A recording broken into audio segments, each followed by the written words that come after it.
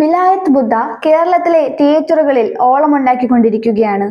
മോശമല്ലാത്ത അഭിപ്രായങ്ങളോടെ ഈ പൃഥ്വിരാജ് ചിത്രം മുന്നേറിക്കൊണ്ടിരിക്കുമ്പോൾ അങ്ങ് ബോളിവുഡിൽ നിന്ന് പുതിയൊരു വാർത്ത കേൾക്കുന്നു. പൃഥ്വിരാജ് സുകുമാരനും കരീന കപൂറും പ്രധാന വേഷങ്ങളിൽ അഭിനയിക്കുന്ന ഹിന്ദി ചിത്രമായ ദായറയുടെ ചിത്രീകരണം പൂർത്തിയായി എന്നതാണ് വാർത്ത. പൃഥ്വിരാജ് മലയാളത്തിലും ഹിന്ദിയിലും മറ്റു പാൻ ഇന്ത്യൻ പ്രൊഡക്ഷനുകളിലും നിറഞ്ഞു നിൽക്കുകയാണ്. പൃഥ്വിയുടെ താരമൂല്യം പരമാവധി ഉപയോഗപ്പെടുത്തുകയാണ് നിർമ്മാതാക്കൾ.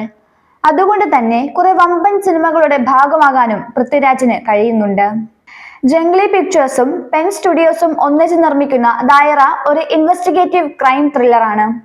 സവിശേഷമായ ഒരു വസ്തുത ഈ ചിത്രം സംവിധാനം ചെയ്യുന്നത് മേഘ്ന ഗുൽസാർ ആണ് എന്നതാണ്. മേഘ്നയോടൊപ്പം യശ് കേശവാനിയും സീമ അഗർവാളും ചേർന്നാണ് തിരക്കഥ രചിച്ചിട്ടുള്ളത്. ആനുകാലിക സംഭവങ്ങളുടെ പശ്ചാത്തലത്തിലാണ് ചിത്രത്തിന്റെ കഥ രൂപപ്പെട്ടിട്ടുള്ളതെന്നും കേൾക്കുന്നു.